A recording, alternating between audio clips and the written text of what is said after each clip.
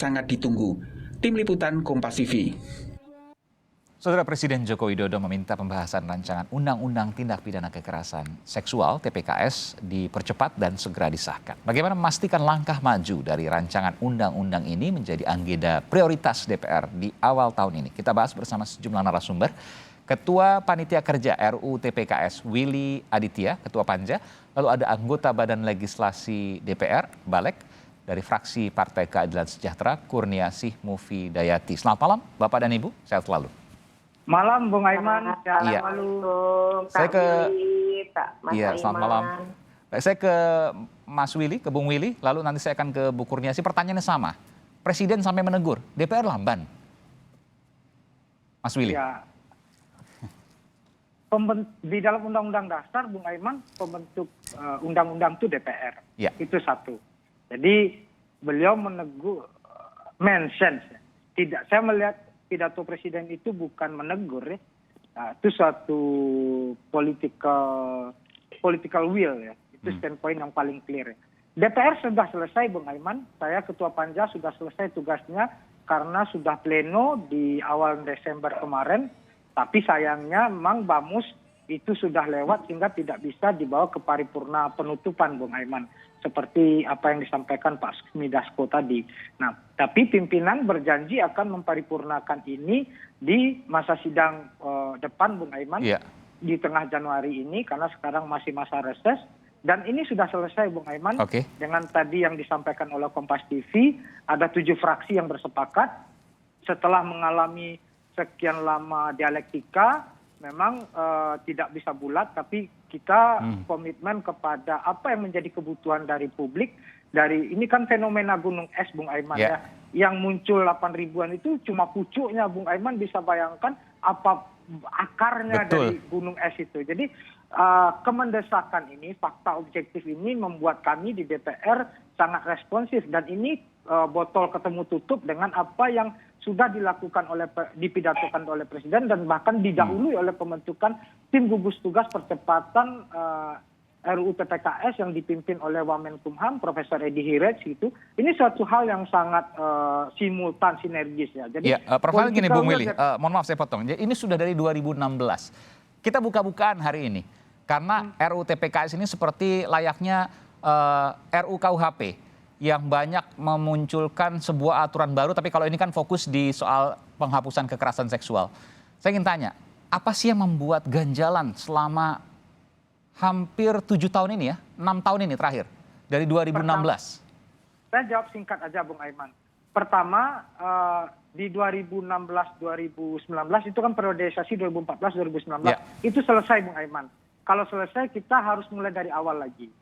Nah, di 2019-2024, Bung Aiman, itu diinisiasi awalnya oleh Komisi 8. Nah, Komisi 8 itu mengusulkan awalnya 2 prolegnas yang masuk. Tapi di 2020 kami bikin kebijakan satu komisi, 1 AKD cuma membolehkan 1 usulan hak inisiatif prolegnas. Maka kemudian Komisi 8 tidak mengusulkan ini. Nah, di 2021 baru masuk lagi, Bung Aiman, setelah 3 fraksi meminta ini dimasukkan ke prolegnas, fraksi Partai Nasdem, fraksi PDI Perjuangan, dan fraksi PKB, maka kemudian dia jadi hak inisiatif dari Badan Legislasi. Jadi setelah mati suri, Bung Aiman, nih kami hidupkan kembali. Nah, ini kami mulai sidang, Bung Aiman, Agustus dan Desember selesai. Dalam rangka menyusun naskah yang baru, Bung Aiman. Jadi naskahnya sama sekali baru, Bung Aiman. Jadi Balek dalam rangka penyusunan naskah, Bung Aiman, biar tidak keliru memahami alur skema peraturan pembentukan perundang-undangan. Kenapa balik dari nol lagi? Kenapa naskahnya baru? Karena dia tidak undang-undang carry over, Bung Aiman. Begitu. Bisa Anda jelaskan mungkin lebih ringan untuk kemudian bisa dipahami seluruh publik? Pengusul undang-undang itu kan pemerintah atau DPR. Nah, kalau dia tidak carry over, kalau KUHP kan carry over, Bung Aiman. Nah, kalau dia carry over, maka kemudian dia tinggal melanjutkan pembahasan. Tapi kalau dia tidak carry over, maka dia diulang pembahasannya. Bukan pembahasan, diulang penyusunannya. Gitu, Bung Aiman. Jadi, kenapa diputuskan tidak carry over? Kenapa diputuskan balik ke nol lagi? Ya, begitu keputusan politik yang kemudian diambil oleh teman-teman ya. Jadi apa ya? Ini Anda kan belum di DPR pada waktu itu, Bung Willy ya? belum, saya belum di DPR. Oke, saya tanya ke Mbak Kurniasi. 2019 2024. Baik, kenapa kemudian balik ke nol lagi sehingga harus kerja dari nol lagi, lama lagi padahal kebutuhannya sudah mendesak? Bu Kurniasi punya jawaban soal itu? Apa dinamika yang terjadi? Kita buka-bukaan. Iya, kalau saya kan sama dengan Kak Willy ya, baru masuk di periode ini ya Kak Willy ya. Jadi ini bukan, saya setuju dengan apa yang disampaikan oleh Kak Willy bahwa ini bukan carry over sehingga harus dibahas dari awal. Dan juga banyak masukan, sepertinya seingat saya banyak masukan pada saat periode sebelumnya, jadi memang lebih baik dibahas dari awal. Dan pembahasannya sangat intensif ya. Sangat intensif, kami dari fraksi PKS juga mengikuti dan beberapa masukan-masukan dari kami juga diakomodir di dalam rancangan undang-undang ini. Oke, apa yang terjadi kemudian karena banyak pro kontra, ada yang setuju, ada yang nggak setuju, sehingga kemudian tarik ulur lama. Itu kan yang terjadi Mbak Kurniasi? Kalau yang di periode lalu, sekali lagi saya rasanya tidak berwenang untuk menjawab ya, karena memang kami terlibat di dalam pembahasan sekarang dan panja yang dipimpin Pak Willy ini adalah panja yang periode ini. SK-nya periode ini kan ya Pak Willy ya? Oke, Iya, bukan periode lalu begitu. ya, jadi kapan akan selesai untuk periode ini? Bisa dipastikan bulan apa? Ya, ini sudah selesai Bung Aiman, sudah kami plenokan di Badan Legislasi. Oke. Dan segera kami paripurnakan sebagai hak inisiatif DPR. Paripurna tinggal ketok palu berarti ya? Ya, tapi itu sebagai hak inisiatif DPR Bung Aiman. Ya. Nanti dikirim ke pemerintah untuk diterbitkan surpres dan dimnya. Itulah pidato Pak Jokowi untuk meminta Menteri Kumham dan Menteri PPA menyiapkan dimnya. Jadi nanti kalau dim pemerintah itu tidak banyak perubahan materi muatannya, maka kemudian prosesnya akan lancar, Bung Aiman. Jadi sederhana begini, ini diputuskan nanti di paripurna, lalu dikirim lagi ke pemerintah, pemerintah merevisi dalam tanda kutip begitu ya, ada daftar isian masalah tadi. Iya, benar. Kalau seandainya ada revisi, tapi kalau nggak ada, ya langsung diputuskan, ditetapkan. Ya, langsung ketok. Oh, langsung ketok. Oke, nanti jadi tok gitu. Selesai itu. Kemudian jadi undang-undang TPKS. Ya. Ada apa namanya bahwa ini kemudian nanti diparipurnakan, dikirim ke pemerintah. Katakanlah kita bicara pemerintah tidak ada revisi atau revisinya hanya minor. Berapa proses, berapa waktu yang diperlukan untuk kemudian kembali disahkan? Cukup satu masa sidang. Satu masa sidang berarti sekitar 3-4 bulan itu? Enggak, 1 bulan. 1,5 bulan paling lama masa sidang. 1,5 bulan. Jadi 1,5 bulan dari bulan Januari ini kurang lebih Februari atau awal Maret begitu ya? Ya bisa. Ini masa sidang ini kan nanti sampai Februari. Kalau kemudian surpresnya bisa turun cepat, kalau secara peraturan perundang-undangan surpres itu maksimal 60 hari. Tapi tadi malam saya telepon-teleponan dengan Ketua Gugus Tugas Wamenkumham bahwasannya Presiden karena sudah berpidato ini surpresnya dan dim sudah disiapkan, tinggal kami memang akan memparipurnakan karena ini masih waktu reses. Insya Allah nanti di pembukaan masa sidang setelah itu kami bamus langsung diparipurnakan Bung Aiman. Betul Bu Mbak Kurniasi, jadi sekitar bulan Maret akan diketok palu kalau tidak ada aral melintang.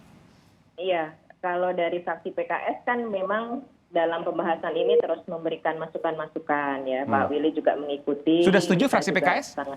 Kalau fraksi PKS pada rapat panja pleno yang terakhir menyatakan bahwa setelah mengikuti pembahasan secara intensif dari penyusunan RUU tindak pidana kekerasan seksual ini, kami dari fraksi PKS merasa RUU ini jika berdiri sendiri tanpa adanya aturan hukum Indonesia yang lain, yaitu yang melarang perzinahan, perluasan pasal 284 KUHP, dan larangan LGBT ataupun penyimpangan seksual, perluasan pasal 292 KUHP, maka fraksi PKS melihat bahwa muatan RUU TPKS ini masih ada muatan seksual konsen, dan karena hanya memberikan hukuman ataupun ketentuan terhadap kekerasan yang memiliki kekerasan saja. Sementara kami menginginkan adanya perlindungan terhadap semua korban dari semua jenis kejahatan seksual, bukan hanya kekerasan, dan juga ada ketentuan hukum untuk pelaku semua kejahatan seksual yang bukan hanya kekerasan. Jadi maksudnya seperti apa? Realnya seperti apa? Jadi PKS yang diinginkan seperti apa, Mbak Kurniasi? RUU, ya, makanya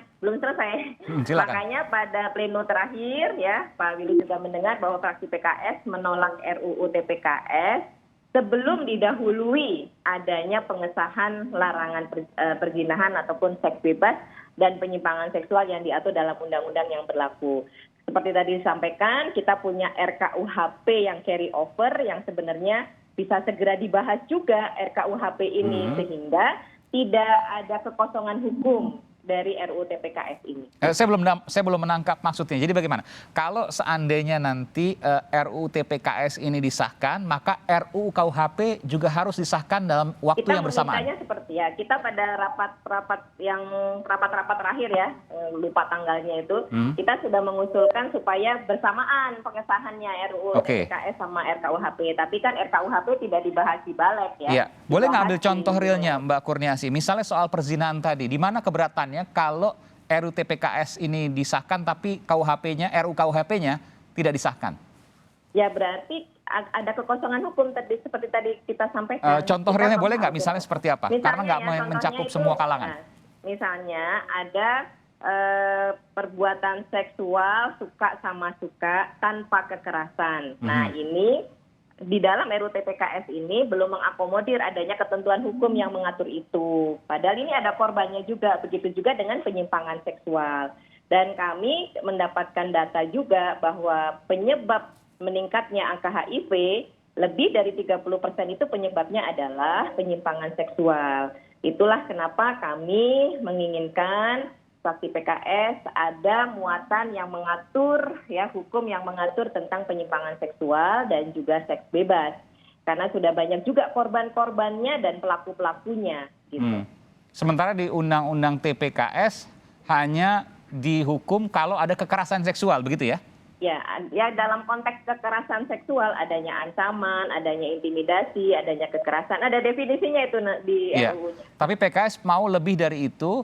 Lebih tidak komprehensif ya. Ya, lebih komprehensif. Tidak ada kekerasan pun, tapi kalau dilakukan suka sama suka. Iya, suka sama suka. Penyimpangan seksual atau juga penyimpangan seksual yang sudah menyumbang angka HIV sangat tinggi ya. Ini data dari walaupun suka sama suka tanpa kekerasan maka juga harus dipidana. Ya, ada ketentuan hukumnya. Oke, nanti kita akan bicara soal itu, bagaimana kemudian mengupasnya. Hal-hal tentu tidak bisa semuanya, tapi ada satu persatu nanti saya akan kupas juga bersama Bung Willy Aditya, termasuk dinamikanya, bagaimana kemudian ini akan segera disahkan atau tidak. Karena ada pro dan kontra. Kita akan kembali saat lagi, saudara, selepas kumandang azan maghrib untuk wilayah DKI Jakarta dan sekitarnya berikut ini.